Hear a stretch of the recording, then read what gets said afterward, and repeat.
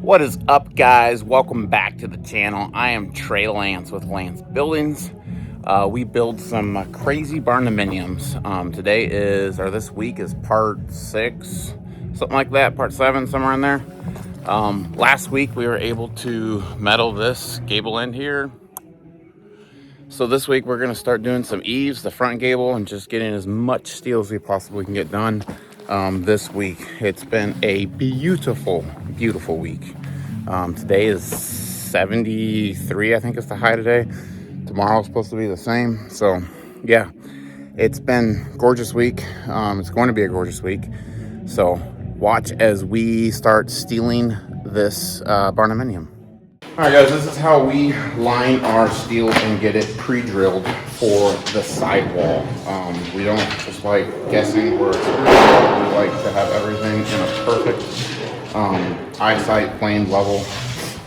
First thing we do is to line your steel up. You can get a 2x4 and bang on it to get, an edge. That way works, but it doesn't work the greatest. The greatest that we've found is using another hammer. You put it there and you just give it light taps. It doesn't ding anything up, and it moves the sheets better than using a 2x4. Second thing that we do is we pull our layout. We get everything marked on where we need to mark it, and then once the sheets are all marked, we do these on 3 foot, and then next thing we do is we take the drill, we drill a hole. These sheets are already pre-drilled, but we drill the first hole, we stick a nail, and then we can drill the rest of the sheets. That way, the nail being in there, sometimes you can use vice grips, but vice grips, they ding up and they take the paint off. Put in a nail in there, the sheets will not move. And then you can go through and pre-drill the rest of the holes. Alrighty, we are rolling. Noah's got our first piece cut and ready.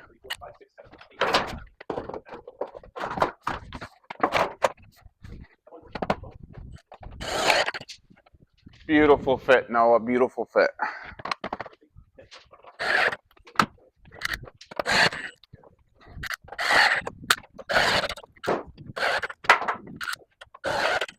All right, first piece is in. It is plumbed, and we are ready for the second piece. We've got the big guillotine here. You got a measurement?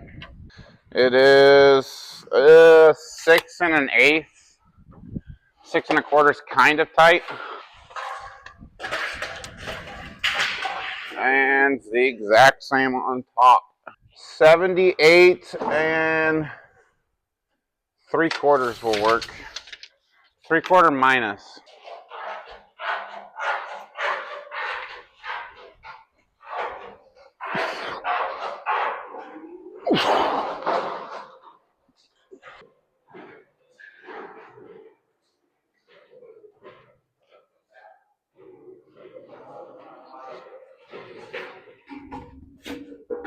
Money.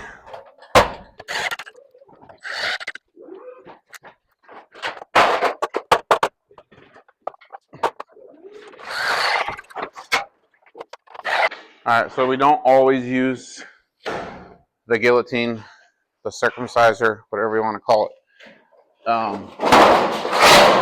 But it sure does work good.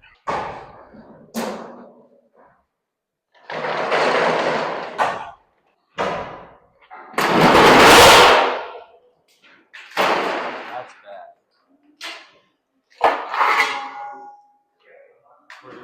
It'll be fine. So we like to cut our pieces above the garage doors just ever so slightly, where they can go in and they fit right in. You don't have to pull the trim down to get them in, because otherwise you ding up the trim, and there's really no reason why it has to go inside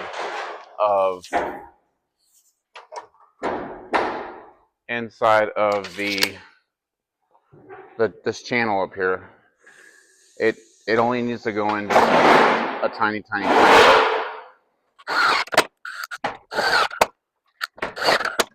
Noah, we need to do a whole layout so that I can keep these on track up here.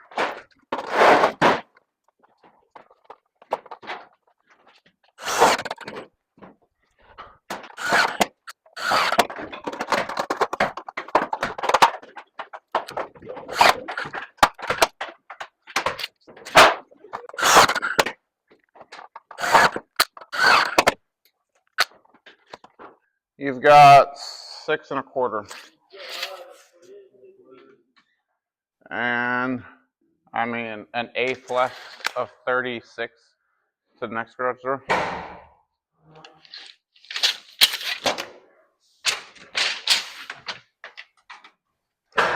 And 79, 78, and 7/8. So since we pulled our layout for the bottom for the wainscoting, so we determined where we want to start with the first rib, and then we make a mark 3 foot all the way down so that every rib is on a perfect, there's the mark you can see, perfect playing field. So when you do that, when you're cutting these little guys up here, especially with a 10 snip, they will happen to push, the sheet will grow a little bit. So if you notice, I was pulling my mark up there, so I leveled. We're gonna have the rib landing here, so I knew that it was right here on the edge, so I was able to pull and make a mark on our garage door trim so that the sheets will stay 3 foot on center all the way down the wall, so they're not going to grow. We're not going to get this piece in, and the ribs are going to be different. Everything should be perfect. That way, when we the reason why we do that is so that you can start this corner, and when the corner gets put on later, it's not hitting one of the ribs. And we do the layout so that when we get to the other side of the corner, we know exactly where the rib is going to land. So we're not guessing, we're not going to get over there, the corner's going to hit it. It's just way smoother operation.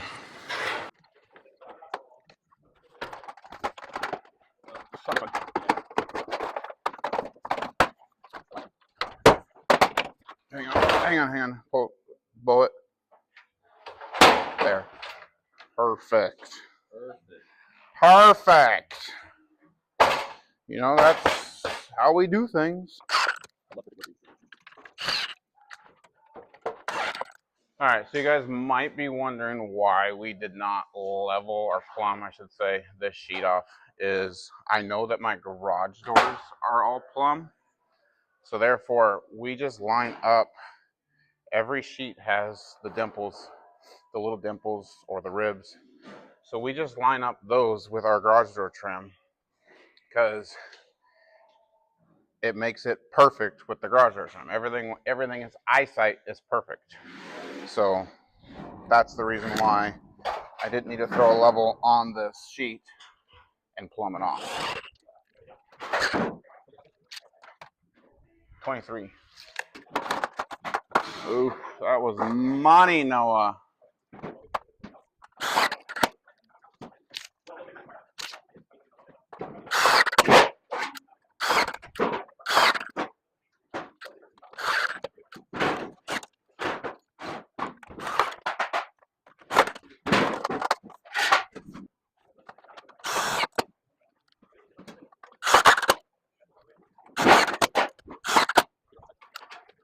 All right, so we are going to start this eve wall. I need to find grade for our base trim, our rack guard. So I'm going to use our laser level. I've already have it set for this gable wall that we've already done. I'm going to go ahead and make a mark down there by the door, on the other side of the door, and then all the way, halfway down the wall, then all the way down the wall because it's such a long wall. And then, so we'll get our marks put in, and then we will chalk our line, and we'll start putting our base trim on. Y'all, dude.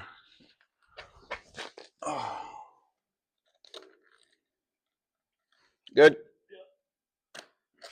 All right, so now that we have our line chalked, I went ahead and pre-cut our corner here. and then you can just drop a nail. So some people like to run a laser on top of the cap of your rack guard. I've found that it works, but I've found that just chalking the line is a lot easier, and it's basically ballpark the same. Like it's pretty daggum straight when you're done. So to me, it's not a big deal. So this is the most beautiful part about laying out your wall is while Noah's over here cutting in the wainscoting around the window, the door, the window, the pipe, I can just start right here and do the whole wall. And by the time he gets done, it's going to land perfect because we have all of our marks on the wall. So that's the beautiful part about getting your base trim lasered and marking out all your steel. Nothing's a guess. Everything is done to perfection.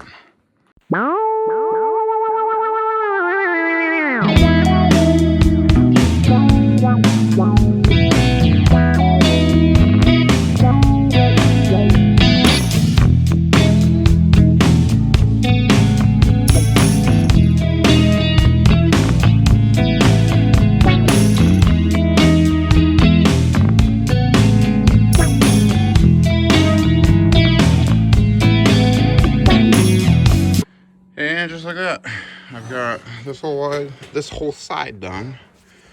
Noah has got probably 2 pieces left, and like I was talking about, marking out your steel. It's perfect. Corner's gonna fit all the way out here. So just little things like that to keep everything perfect. All right, so when you're doing your wainscoting trim, instead of taking a piece and just overlapping it and nailing it off, you get this weird hump out. It does not look very good.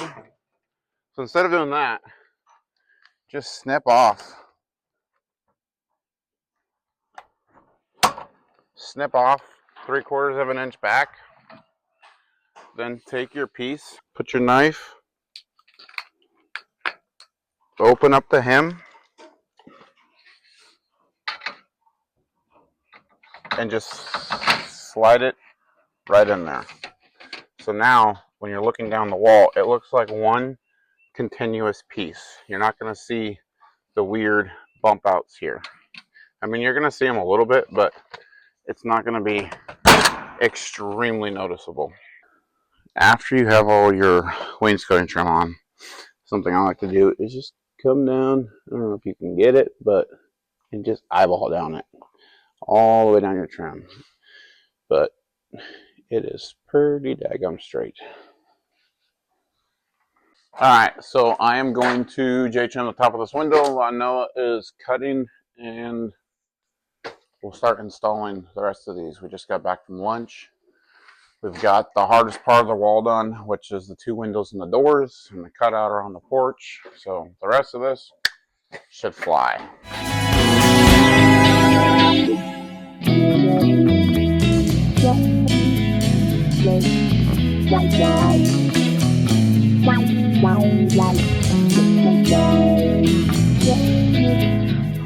We're just a hair bit out of plumb.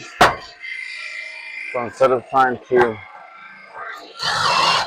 move it over from the bottom, you want to screw off your overlap side, which would be the left side of your sheet.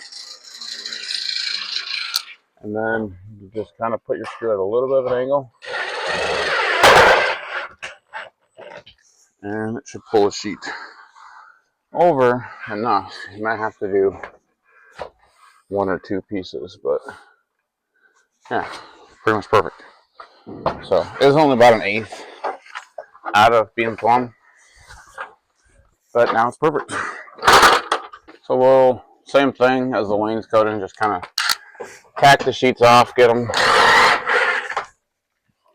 to where they're good and plumb, and then once we get the wall done, we'll come back through and screw them off.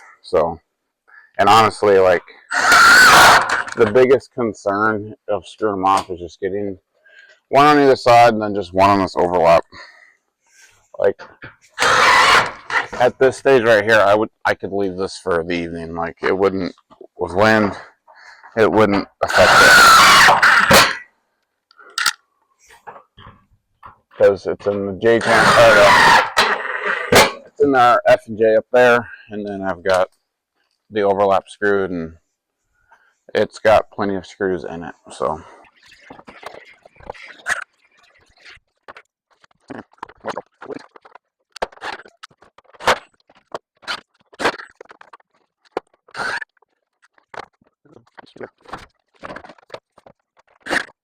if you start from the left side, you get the left side in to the F and J, and then you just kind of slide the sheet up into it. Really simple and easy.